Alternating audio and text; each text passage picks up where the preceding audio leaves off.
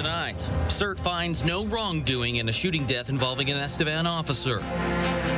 A Saskatoon priest gets jail time for an unwanted kiss with a minor. And criticism of a shelter being moved out of downtown Moose Jaw. Live from our studios in Regina, this is CTV News. Good evening. We begin tonight with a nearly 2-year investigation into a police-involved shooting in Estevan, which led to the death of a 19-year-old man inside police headquarters. With more on the investigation, here's Mick Fable. A report from Saskatchewan's Serious Incident Response Team has been released, giving more details into the events that led to the death of a 19-year-old man in police custody over a homicide investigation, an incident that also put an officer in hospital. On November 1st, 2023, shortly before 7 a.m., Estevan police responded to a report of an injured person at a home in the city, leading to the arrest of the 19-year-old. The woman injured in the incident, 46-year-old Carly Gallagher, was the mother of the man taken into custody. She died of her injuries a short time later. Once at the police station, the 19-year-old was changing his clothes in an observation room when he lunged at a police officer, later identified as Sergeant Braden Lonsberry, gaining control of the officer's gun. He shouted, "He has my gun," to alert other officers in the building before the suspect shot Lonsberry in the abdomen. A struggle ensued, leading to a second shot being fired into the back wall. As the suspect began to lower his weapon, a second officer drew his weapon, shooting the 19-year-old twice in the torso. The second officer began to handcuff the man when the suspect reportedly stated, "Just finish me," or words to that effect, according to the report. The officer then called for an ambulance. Both were given immediate first aid and rushed to the hospital. The suspect later died. The injured officer made a full recovery. According to the SIRT investigation, the suspect was found to have methamphetamine and cocaine in his system. No video footage captured the incident directly, but footage from other cameras was enough for investigators to piece together a timeline. 11 police officers were also interviewed as direct witnesses, along with 2 civilians, including a detainee that was in the detention area at the time of the shooting. According to SIRT, all evidence considered showed a situation where the officer who fired the fatal shots had an undeniably reasonable fear of death or grievous bodily harm for himself and the officer who had already been shot. All the other agencies throughout the province participated and came down and then lent a hand in some form or fashion. And it was a very collaborative effort, but I can tell you that the members and the staff and the employees of the Estevan Police Service were affected greatly by this. SIRT's civilian executive director concluded the report by saying the team found no grounds to believe an offense was committed by the officer who fired the fatal shots, meaning no charges will be laid and the case is now closed. Mick Fable, CTV News, Regina. 5 years after she was reported missing, we're hearing how Megan Gallagher was killed. And just a warning, some viewers may find the details disturbing. Robert Thomas took the stand on day 4 of Roderick Sutherland's manslaughter trial. Thomas was in a garage with Sutherland where 30-year-old Megan Gallagher was killed. Court heard Gallagher died on September 20th, 2020 while restrained to a chair. Thomas told court that about a month before he was held hostage and stabbed, and testified he feared it would happen again and suspected Gallagher was in the garage to try to set him up. Thomas testified there were a group of people in the garage, including Summer Sky Henry. He told court he asked Henry to wrap Gallagher's body in plastic wrap, but she wrapped her face. He said when he approached Gallagher, she was dead. A priest convicted of sexual assault in Saskatoon for kissing a minor learned today he will spend time behind bars. The defense was hoping for a sentence in the community. Kian Sorokon has more on why the judge felt a jail sentence was the correct decision. The family of Yanko Kolasnai leave provincial court Thursday without their husband and father, moments after the 72-year-old priest was sentenced to 8 months in jail. Justice Lua Gibbs says the high level of trust as a spiritual figure and the vulnerability of the 13-year-old victim went into her decision after Kolasnai kissed the girl on her lips without consent in a supply room at the Ukrainian Catholic Cathedral of St. George back in 2023. The judge gave careful consideration to all the factors and today accepted that that was the appropriate sentence. The girl was a recently landed refugee from Ukraine who would clean the church weekly with her mother when the assault happened. And the Crown says the family is happy to put the matter behind them. I wished them a better experience in Canada, and I hope that the rest of the Canadians have treated them well. Kolasnai will serve 18 months probation following his jail time. Before the decision was read, the court heard a statement from the girl saying, after everything that had happened, it felt as if the whole world became hostile and dangerous. The judge ultimately rejected the defenses of the kiss being a traditional greeting in Kolasnai's culture, as well as rejecting the constitutional challenge of serving less than the minimum 6-month sentence. Obviously not the outcome we were looking for. Kolasnai will not be allowed to return to work because of this sentence. He will not receive any more financial support from the church, which includes his pension. Keenan Sorakan, CTV News, Saskatoon. People in Moose Jaw experiencing homelessness are speaking out against the plan to move their emergency shelter out of downtown. The provincial government issued the directive yesterday after hearing concerns from business owners and residents. Wayne Mantika has more. Those living at the Moose Jaw shelter were surprised to hear that the government wants them out of the downtown. We're not causing no problems for anybody, really. We're just trying to get through the day. And they categorize or label us as troublemakers for what? I'm not sure. Moose Jaw's current shelter is located in a back lane between the police station and the courthouse. The Premier wants people to feel safe downtown. Although the supports need to be there for those, unfortunately, that have entered a life without a home, the supports actually have to be there as well to keep our broader community safe as well. So a family can go to a park or for a walk downtown with their children after supper. The unhoused feel singled out. There's one leg now that's been amputated. Okay, if they're gonna move the shelter somewhere else. Hey, this scooter's heavy enough. Hey. Like what am I supposed to do? One leg.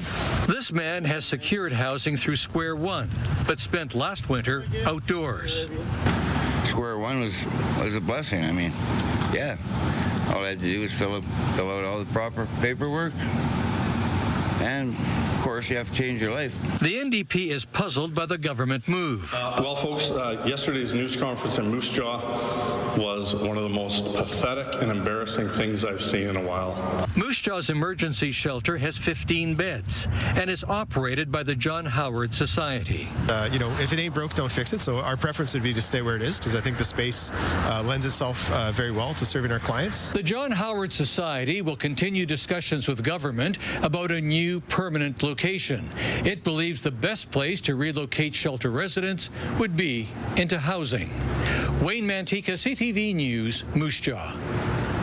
The Federation of Sovereign Indigenous Nations says it has received a list of items from its forensic audit. The FSIN says it will now begin a thorough internal review, saying it maintains its full confidence that all expenditures were made appropriately, transparently, and in accordance with financial policies. More than $34 million of FSIN spending was flagged in an audit from Indigenous Services Canada last month. The FSIN says it continues to await the final report, but Indigenous Services says it does not provide copies of the audit report to funding recipients.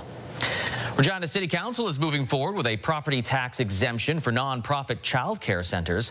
It comes as the city looks to balance its budget, meaning some recreation groups may see a fee increase. Sierra D'Souza Butts explains.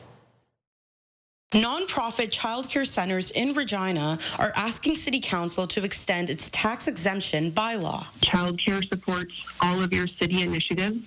We want families to move here, to live here, to be a part of your community, your events, to use the facilities that are being managed and built by the city. Councillors passing a motion Wednesday to continue its 40% property tax exemption for non-profit childcare centers owned or leased by the city for an additional 5 years. The $5 charge will be a huge increase to cost for Regina Minor football. Delegates also voicing their concern about the city's proposed fee schedules, which looks at raising its leisure fees from seasonal to hourly rates for athletic fields and parks, including Mosaic Stadium and Lyville Field. We are probably the largest user of these fields, as tackle football is a practice sport.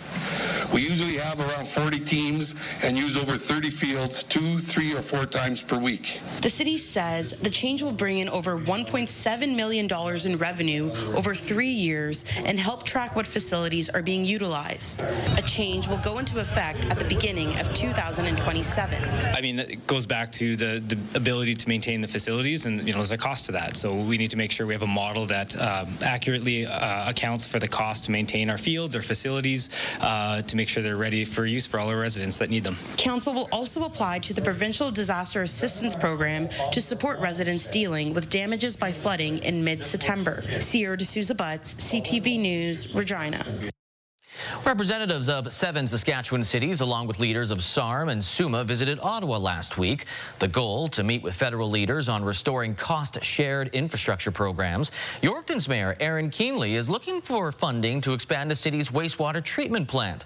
The current facility is expected to be overloaded with the large-scale expansion of a canola crush plant northwest of the city. Crush plants. So our tax base, our residents simply can't bear the brunt of this entire project because it's rather large, and it's grown so much from when I was on council to where we are today, almost triple. So we need the federal government support, we need the provincial government support, and the city of Yorkton is certainly willing to put up our share as well. He hopes that the project will be included in the new federal budget.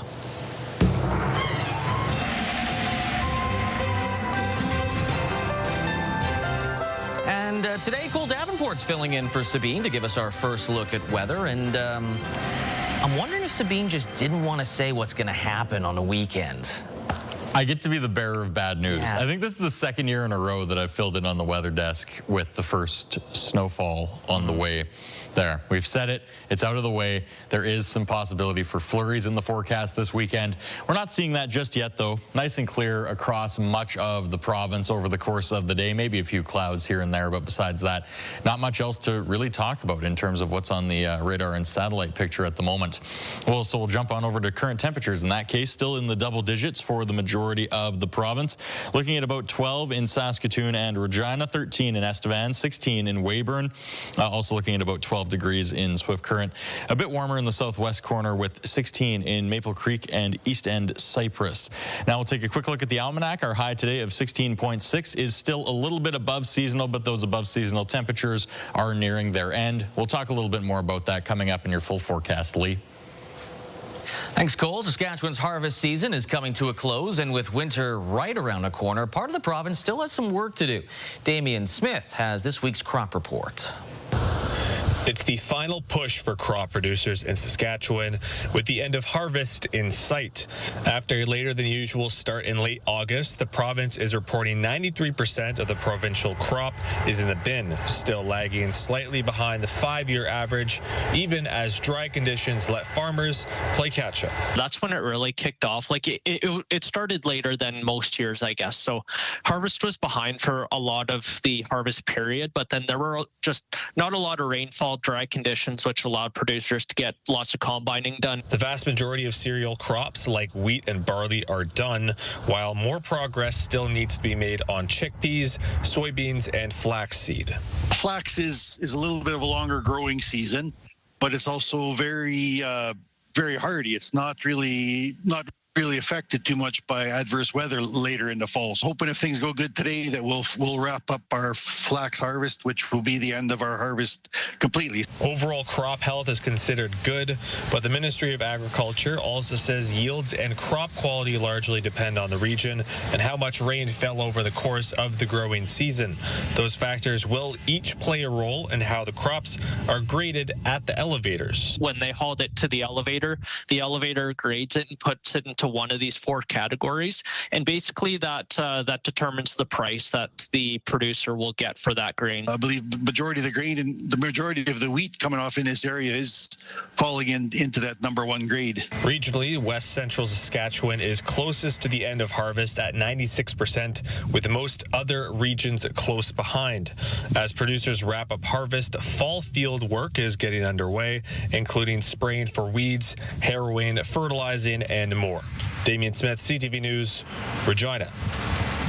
As the postal workers' strike continues, small businesses and nonprofits are feeling the brunt of the impact as they head into their busiest season. Stacey Hine has more on what they learned from last year's disruption. Monique Postal runs Stardust Artwork, a small home-based business selling stickers, prints, charms, and earrings. Many of their items are light and flat, allowing them to be shipped through Canada Post letter mail at a low cost. But now, 2 weeks into the strike, orders are piling up. It just doesn't make sense for me to ship with a private courier when the products I'm shipping are $5, $10, and then asking someone to pay $15 or $20 shipping on top of that. And it's not just orders. Some of their supplies, like beads and charms, are also stuck in the mail. A lot of the beads and charms and stuff I'll buy from other small sellers, other small businesses in Canada, and because, once again, those are small, they'll ship them through letter mail. A lot of those have been stuck in transit right now with the strike, unfortunately. Nonprofits are also feeling the strain. The Saskatoon Community Foundation says about 10% of its donations come through the mail. While the strike presents an obstacle, the organization says they've learned to adapt through the pandemic and last year's postal strike. We've gotten more sophisticated with what kind of donations we can take. As well, donors are becoming more comfortable making those online donations. Another challenge, mailing tax receipts to donors. They're doing their planning for the season, and they want to see that receipt so they know how much they have to give or how much more they have to give. So we've been making alternate arrangements by emailing those receipts or things like that. Despite the ongoing disruptions, Postal says they support postal workers' right to strike while hoping for a resolution that works for everyone. I do hope that they can work things out with Canada Post, that everyone's needs can be met, including the needs of small businesses. Stacey Hine, CTV News, Saskatoon. Agribition 2025's Miss Rodeo has been crowned Miss Rodeo Canada. Abby Hardy received the honor at the Canadian Finals Rodeo in Edmonton last week. She is the third Saskatchewan woman to earn the title, but the first Agribition Miss Rodeo. The competition tests contestants in categories such as horsemanship, public speaking, and personality. We don't have a whole lot of pro rodeos in Saskatchewan, and to be able to shine that light on our province has been really special. And then, of course, to celebrate agriculture in Saskatchewan. Agribition is such a pinnacle event for our province, and to be able to wear their name on my sash all year round has been just an unreal feeling. Now, because Hardy will be passing her Miss Rodeo Agribition crown to someone new during the opening night of the Maple Leaf Finals Circuit Rodeo in November.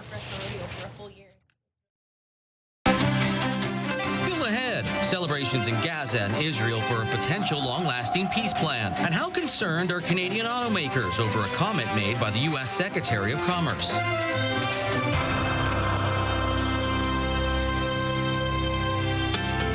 Your morning just got a little brighter. Start your day with CTV Your Morning, and you could win $20,000. For your chance to win, watch CTV Your Morning Saskatchewan, weekday mornings 6 to 9.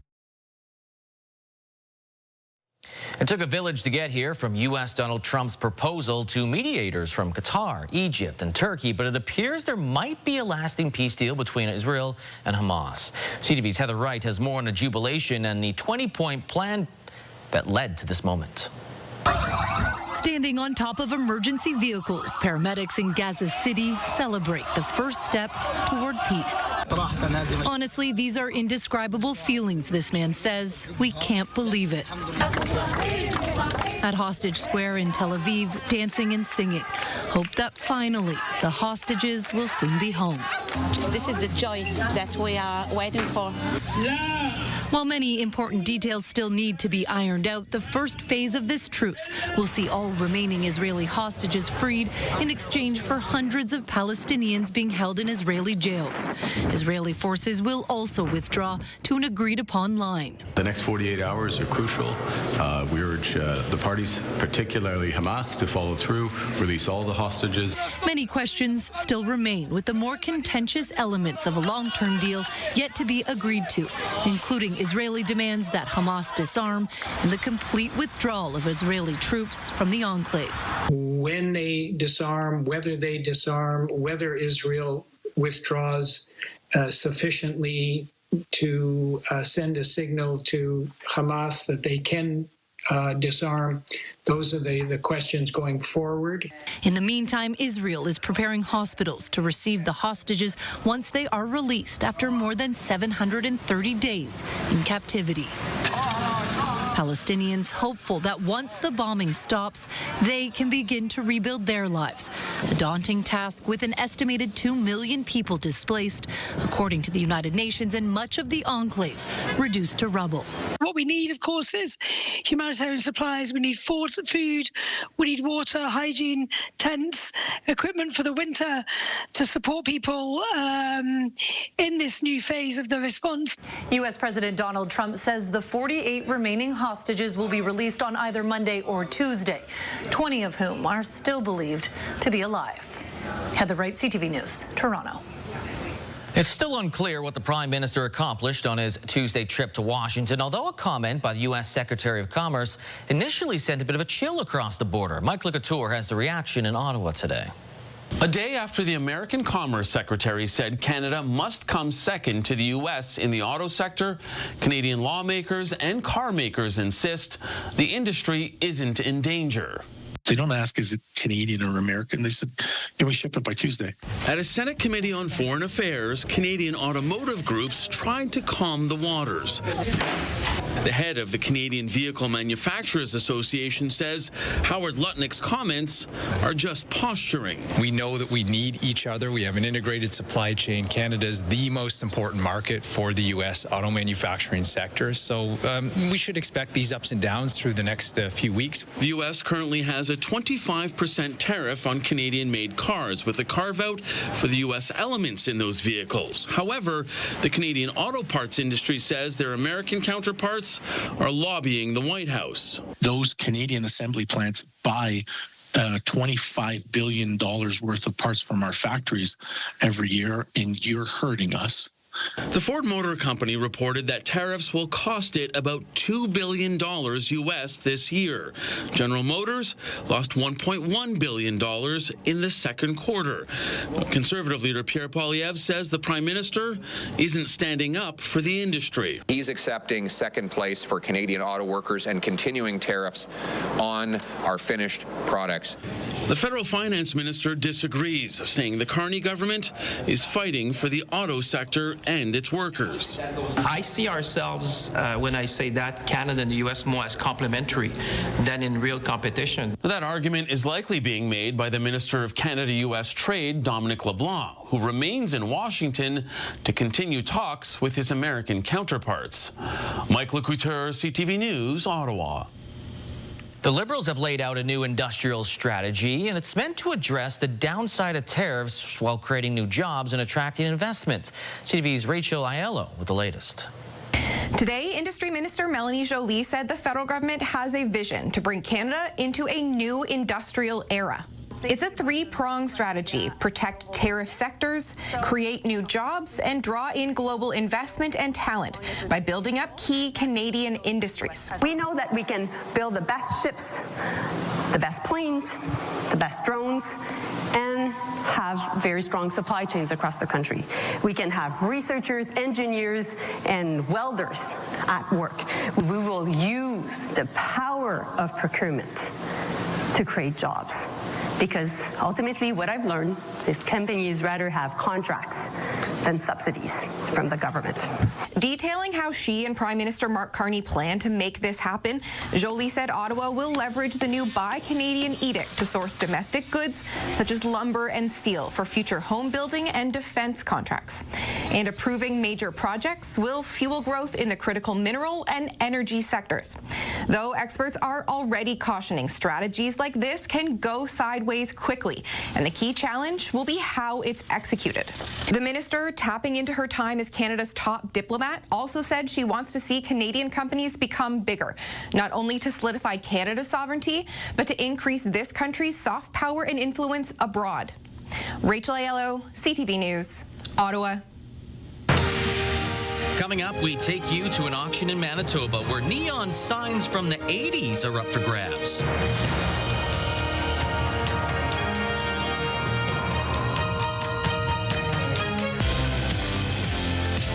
Friday is World Mental Health Day. Tomorrow on Your Morning Saskatchewan, we are learning about the importance of the day and how you can improve your own mental health.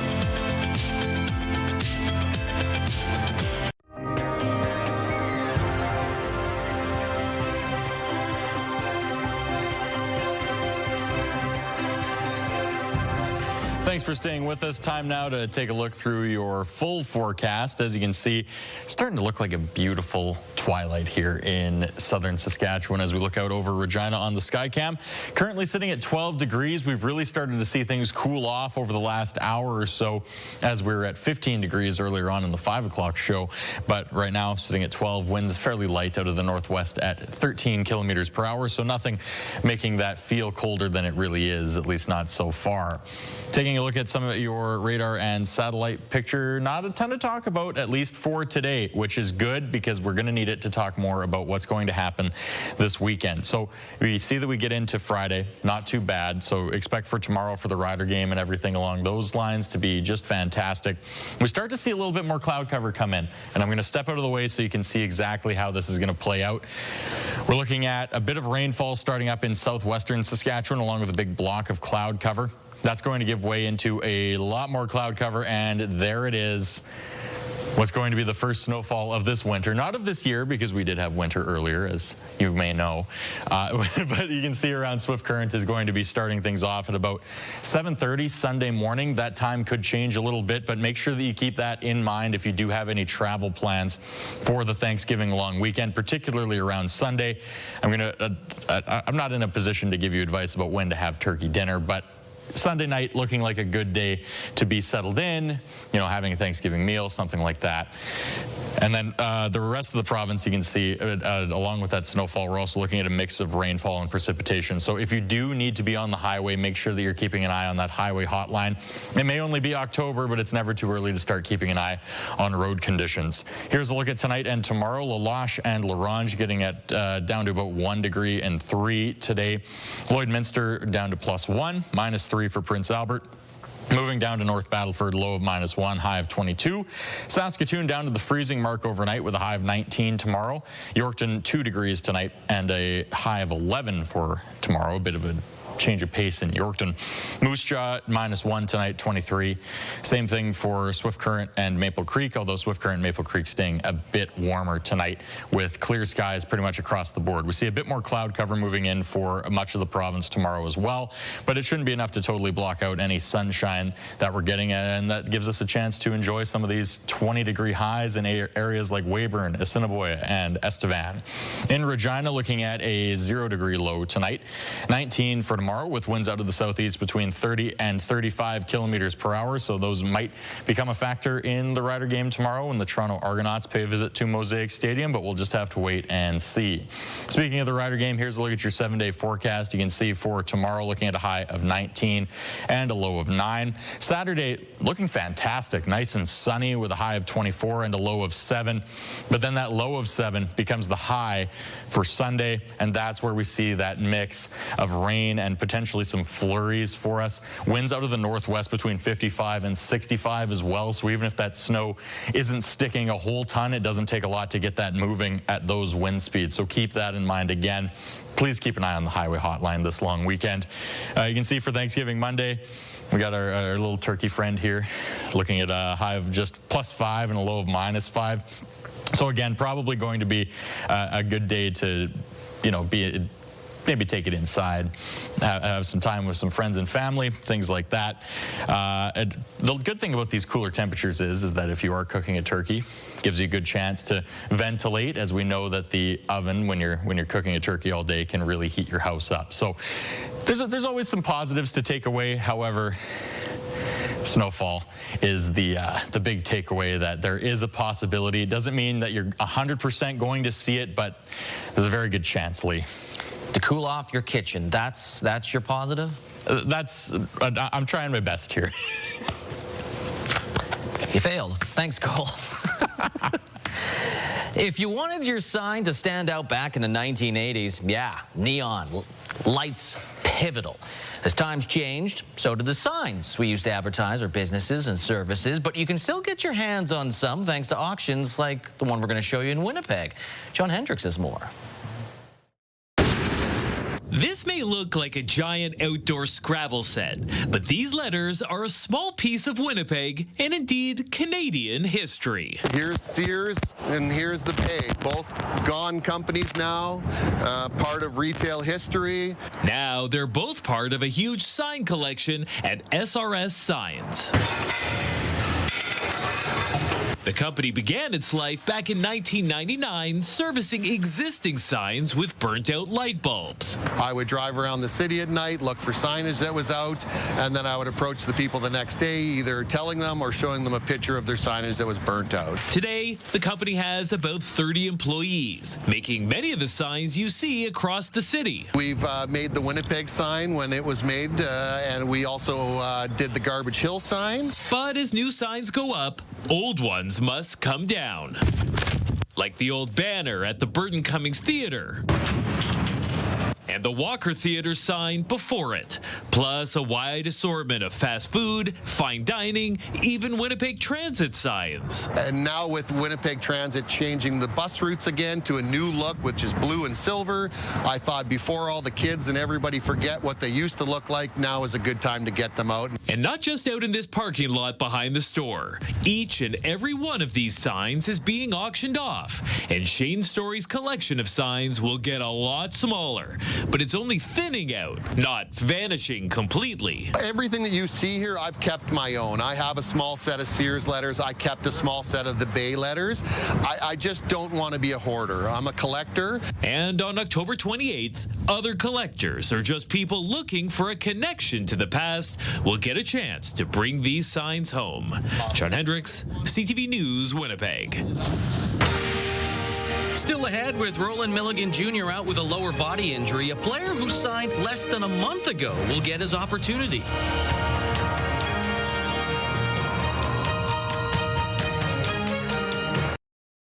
Wardrobe consideration in part by Colin O'Brien Men's Shop.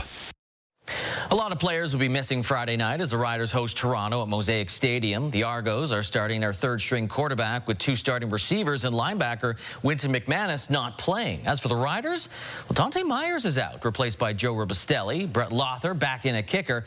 The secondary is going to be missing one of their key players. Jacob Carr has more. The musical chairs in the Riders' defensive backfield continues this week with Roland Milligan set to miss Friday's game. So in steps Sheldrick Redwine, who will be making his first CFL start after being acquired by the Green and White on September 14th. Ro is a hell of a player, as you've seen. You know, just the approach that he takes to the game. He's always the first person in film, you know, staying late, you know, so just having that and just be able to, you know, have to slide in and be able to, you know, not necessarily replace, but, you know, just make sure that there's no drop-off. Saskatchewan has dealt with injuries in the secondary all season, and with another new member set to start for the unit, their head coach says being on the same page is huge. Anybody that's been thrust into position, they put in the extra time for themselves, whether it's with their teammates or their coaches. And in this situation with the DBs, that's exactly what's been going on. So communication is key. Over-communicate. CJ Reeves will make his second consecutive start at safety after moving from his normal strong side linebacker spot against Ottawa.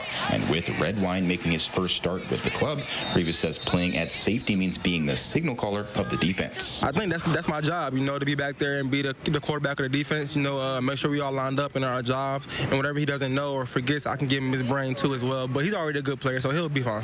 The Riders are set to wear their Obsidian alternates on Friday for the final time this season, and there will be much at stake for the team in the game. I love the game, you know, I think it's going to be lights out. We're going to be in the alternate uniforms, you know, so just that atmosphere, you know, it's electric. You know, it's something that you can't really duplicate too many times. It's a win and clinch situation for Saskatchewan. A victory over the Argos would secure a West final berth at home for the first time since 2019. Jacob Carr, CTV News, Regina. For the first time in almost a decade, the Toronto Blue Jays are off to the American League Championship Series after that 4-game victory over the New York Yankees. As Raheem Ladani tells us, fans across Canada soaking in the success, especially those in Toronto. Bedazzled in blue, Jays fans are embracing every moment of Toronto's postseason push. It's great for the city, it's great for the economy, and it pulls the country together. For the first time since 2016, the Jays are heading back to the American League Championship Series. It's the team of destiny. I'm inspired. I have been a fan since day one. I was in '93. I was here when we won the World Series, so this is very exciting for me. Start spreading the news. In the Bronx, the teams popped bottles of champagne after eliminating the New York Yankees from the postseason. And Vladimir Guerrero Jr. The Yankee lose. Taunted, tortured Yankees fans Wednesday night. I'd like to show you one of my prized possessions. Watching it all unfold from her home was 88-year-old Joyce Zweig. Well, I thought I was going to have a heart attack. Zweig and her family have been to every Jays home opener since the inaugural one at Exhibition Stadium back in 1977. I did not believe that we really were going to have a major league team in Toronto. It was a terrible day. It was cold. It was snowy. Even as a lifelong fan, though, Zweig wasn't able to snag a seat for the upcoming ALCS home games. And she isn't the only one struggling to access tickets. 50,000th in line, have a couple windows open for Game 7, Game 1, and thankfully I scored one ticket for Game 7, like right up high. The Jays still don't know if they'll face the Detroit Tigers or Seattle Mariners in the next round. But inside the Jays shop, fans buying merchandise have high expectations. Add into the collection, collect them as we go, and the next one will be a World Series one, hopefully. As the Jays are 4 wins away from appearing in the World Series. Complete team. Coming up, a new carbon capture facility is being built in southwest Manitoba.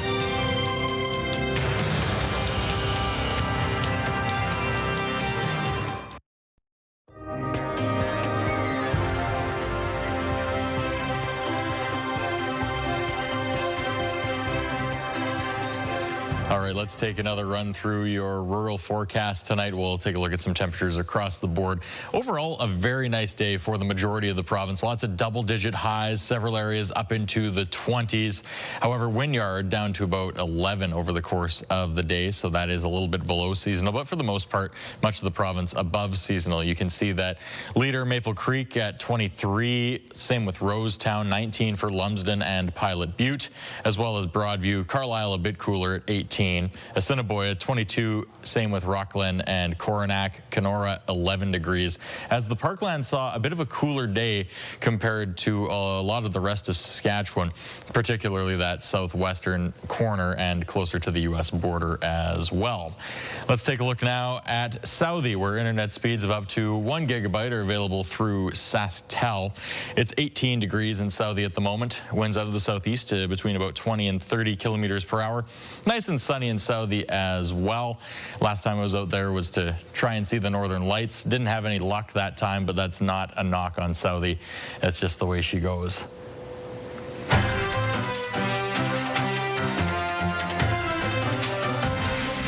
A Montreal-based company is planning to build a carbon capture facility in southwest Manitoba next year. The company says when at full capacity, more than 500,000 tons of CO2 will be removed. Jeff Keel has more. One of the world's largest carbon capture facilities is being planned for southwestern Manitoba. I really think we have a unique opportunity in the next couple of years here to really put Canada on the map for global carbon removal.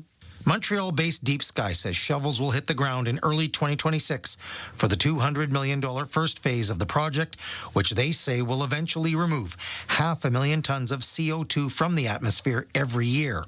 The company says this will create 1,000 construction jobs and hundreds more people will be needed to work at the facility. We will need a lot of maintenance folks. We will need a lot of operators for the well. We are going to need a lot of operators for the capture facility. And I think Manitoba is really interesting because it actually has a very suitable labor force. They've narrowed down their choice to 2 sites in the RMs of Pipestone and 2 Borders. Unbelievable the amount of jobs it's going to create in the economy, what it'll do for the economy. Deep Sky also has a partnership with the Dakota Grand Tribal Council. A percentage will go to Deep Sky and a percentage will go to our nations for economic development. The Premier says the province made changes to legislation so the project would be eligible for federal tax credits. When we can find an opportunity for people to bring federal investment to Manitoba at the same time that business, a new startup like this, an exciting industry, is bringing money to Manitoba, it seems like a real win for the economy. Deep Sky says Manitoba was chosen because of the geological makeup of the region and the hydro needed to power the project. Some environmental groups are skeptical of carbon capture, arguing there are better uses for the energy, like electrifying transit. We would say that it's an unproven, costly, and incredibly energy-intensive approach to emissions reductions. Let's take a look at the markets. The TSX dropped by 232 points, while the Dow Jones dropped by 243 points. Canadian dollar, it went down more. It's gone down almost 0.4 cents to 71.30 cents U.S. On the commodity front, gold down $65.17 after going up a fair bit recently. West Texas Intermediate crude down 99 cents, while Western Canadian Select crude went up by 78 cents. And gas dropped yesterday. It's staying the same right now. It's at $1.30.9 per liter.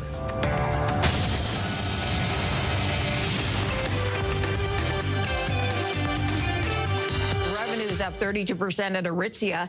The Canadian clothing retailer reported its latest earnings after the trading day ended. Net revenue came in at $812 million for the latest quarter, and that easily surpassed expectations. The company is seeing strong sales in the U.S. They were up 40% year over year. A company called Deep Sky plans to build a carbon capture facility in Manitoba. The $500 million project would capture about 500,000 tons of carbon dioxide a year and send it underground. Deep Sky's looking to build outside of Brandon. Box office revenue came in at $37.7 million for Cineplex in September. That's $2 million more than September of 2024. Cineplex says moviegoers came out to see The Conjuring: Last Rites, and that helped to boost its bottom line. Those are your business headlines. I'm Marilla Fernandez.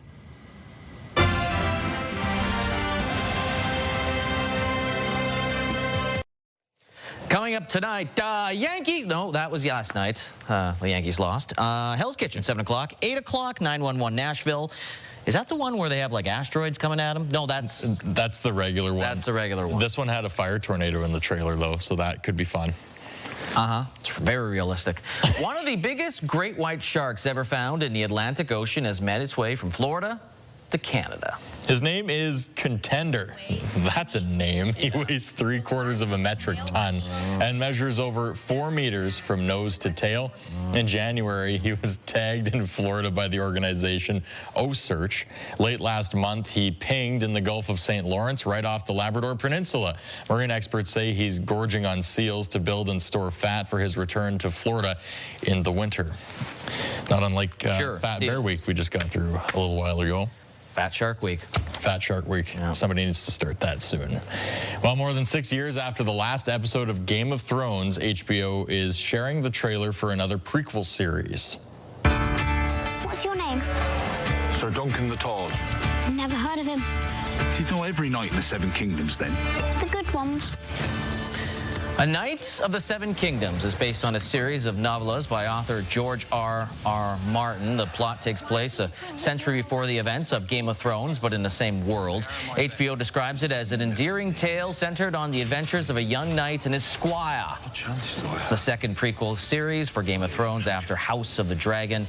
This will have a 6-episode season streaming on January 18th. Did you ever get into Game of Thrones? No, I jumped in a little bit when the Night King or whatever, Winter is Coming, went in, and that was a disappointment ending. So I never got into it, but Winter is Coming this weekend apparently for potentially a few hours, potentially a little bit. Maybe a preview. I prefer Chad Powers a little more. Well.